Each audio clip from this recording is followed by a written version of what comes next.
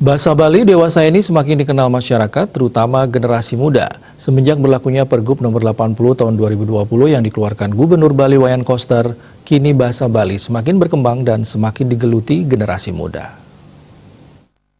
Kan oleh salah satu penyuluh bahasa Bali, Putu Satria Wiradharma, di sela-sela lomba nyurat aksara Bali yang dilakukan di kawasan Desa Adat Buleleng.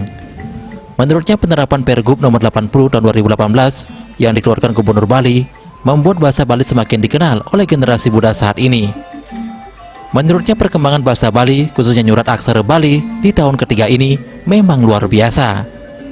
Generasi muda yang awalnya masih belum mengenal bahasa Bali, kini sudah perlahan mulai mengikuti program-program dari penyuluh. Bahkan laman media sosial saat ini sudah menunjukkan begitu antusiasnya para generasi muda saat ini dalam menggeluti bahasa Bali. Penyuluh bahasa Bali saat ini terus membuat kegiatan seperti lomba-lomba yang bisa diikuti oleh generasi muda dari tingkat sekolah dasar hingga perguruan tinggi.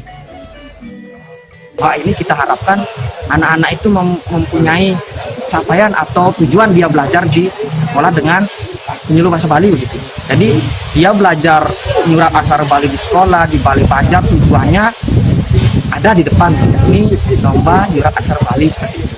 Jadi kita harapkan dengan lomba ini semangat anak-anak mengikuti les ataupun kelompok belajar bahasa Bali baik di sekolah maupun di Bali Banjar itu lebih meningkat lagi.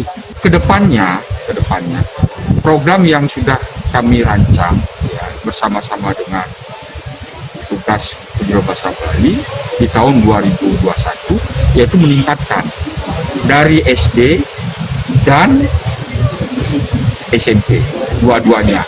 Lombanya bukan nyurat aksara Bali saja, melainkan nanti pidato. Keberadaan bahasa Bali saat ini sudah mampu untuk lebih memotivasi generasi muda saat ini dalam mencintai bahasa Bali dan kemudian mengembangkannya lebih lanjut. Salah satu buktinya, saat ini bahasa Bali dan aksara Bali sudah banyak menghiasi media sosial. Komang Yuda, Bali TV.